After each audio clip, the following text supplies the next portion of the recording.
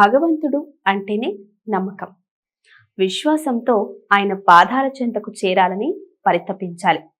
మనల్ని భూమిపై పుట్టించిన భగవంతుడికి మనల్ని ఎలా నడిపించాలో, మనకు ఏమివ్వాలో కూడా బాగా తెలుసు. మనకు ఏం కావాలి అన్నది తల్లికి తెలుసు. ఏ సమయానికి ఏమి ఇవ్వాలి అన్నది కూడా మనం అడగకుండానే ఆమె చూసుకుంటుంది. కన్న తల్లికే అన్నీ తెలిసినప్పుడు జగన్నాటక సూత్రధారి ఆ భగవంతుడికి తెలీదా? మన పుట్టుకకు కారణమైన సృష్టికర్త మనల్ని గురించి పట్టించుకోడా అంటే తప్పకుండా పట్టించుకుంటాడని పెద్దలు చెప్తున్నారు. ఇది కావాలి, అది కావాలి అని తండ్రిని విసిగిస్తూ ఉంటే ఆయన ఏం చేస్తాడు? ఎప్పుడూ వీడింతేలే అని పట్టించుకోవడం మానేస్తాడు.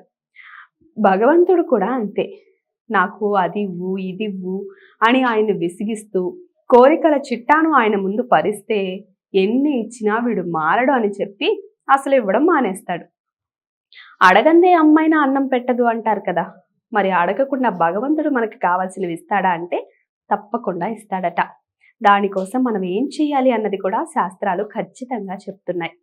భగవంతునిపై నమ్మకం, విశ్వాసం ఈ రెండూ ఉంచాలి. మనసులో నిరంతరం భక్తి, ప్రేమ, విశ్వాసాలు వృద్ధి చేసుకోవాలి. ఆయన ఇచ్చిన దాన్ని స్వీకరించేందుకు కూడా సిద్ధపడి ఉండాలి.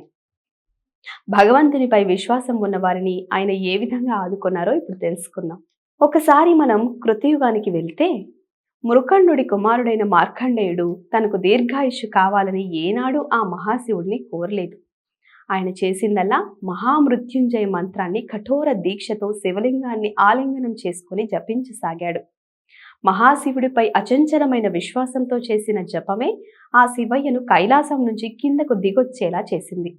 యముడి యమపాసం నుంచి ప్రాణాలను రక్షించడమే కాకుండా చిరంజీవిగా దీర్ఘాయుష్యును ప్రసాదిస్తాడు.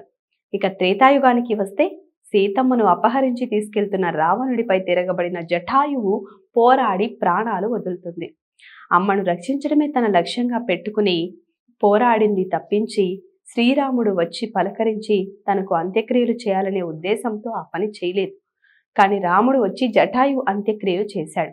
అంటే ఇక్కడ భక్తితో, నమ్మకంతో చేసిన పోరాటమే శ్రీరాముడు స్వయంగా వచ్చి అంత్యక్రియలు నిర్వహించేలా చేసింది. అరణ్యవాసంలోనే శ్రీరాముడు శబరి ఆశ్రమానికి వెళ్ళి ఆమె ఇచ్చిన పండ్లను తృప్తిగా ఆరగిస్తాడు. శ్రీరాముడంటే శబరికి అత్యంత భక్తి, విశ్వాసం, ప్రేమ. ఆ ప్రేమతోనే ఆయన్ను పూజించింది తప్పించి రాముడు రావాలి, తాను ఇచ్చిన పండ్లను ఆరగించాలని ఏనాడు కోరుకోలేదు. ఆమె కోరుకోకుండానే రాముడు శబరి ఆశ్రమానికి వెళ్తాడు. ఇదే విధంగా ద్వాపర యుగంలోనూ జరిగింది. శ్రీకృష్ణుడి బాల్య స్నేహితుడు కుచేలుడికి కన్నయ్య అంటే వళ్ళమాలిన అభిమానం.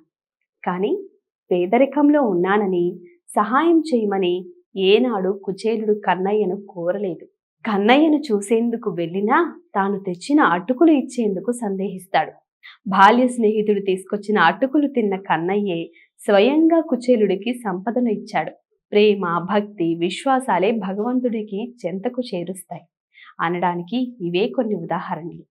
భగవంతుని పట్ల దృఢమైన భక్తి, ప్రేమ, విశ్వాసాలు ఉంటే మనం ఏది అడగవలసిన అవసరం లేకుండానే ఆయనే అన్ని సమకూరుస్తాడు.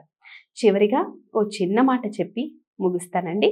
యాచించడం అన్నది నిజమైన భక్తుని లక్షణం కానే కాదు. మన మనసులో భగవంతుడిని నిలుపుకుంటే చాలు, సమస్తం మన చెంతకే వస్తాయి. ఈ మాట గుర్తుపెట్టుకుంటే చాలు. Please subscribe to the channel and download the Politicos app from the links in the description.